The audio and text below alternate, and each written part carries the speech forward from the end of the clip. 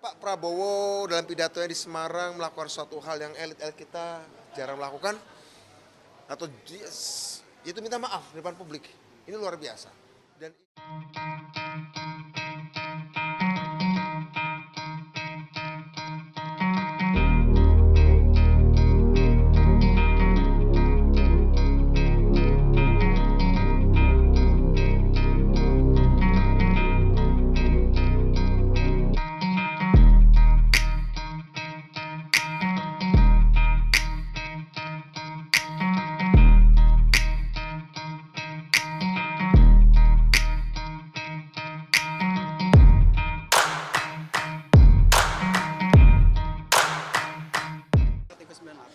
Prabu ini nanti Pak Prabowo akan berencana mengunjungi ke korban korban.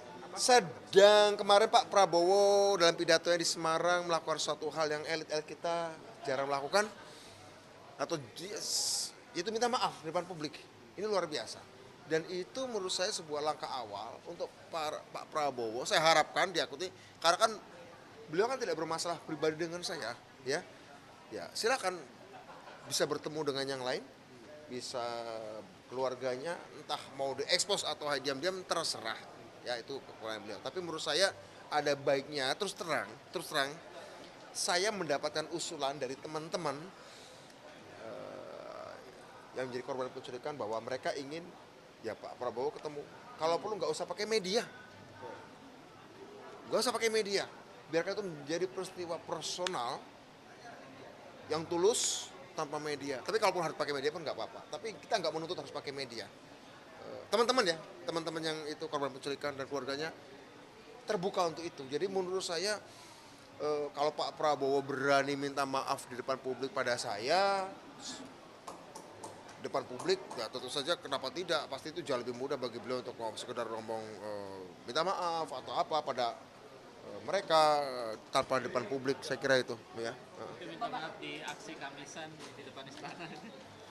Soal formatnya jangan kita harus bentuknya ini atau itu.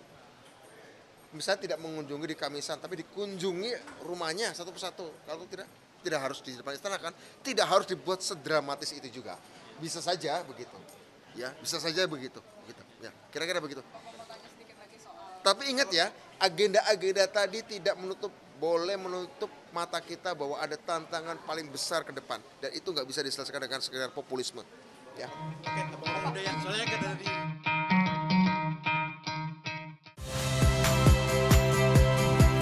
Saya Cynthia Rompas. Saksikan program-program Kompas TV melalui siaran digital, pay TV, dan media streaming lainnya. Kompas TV, independen, terpercaya.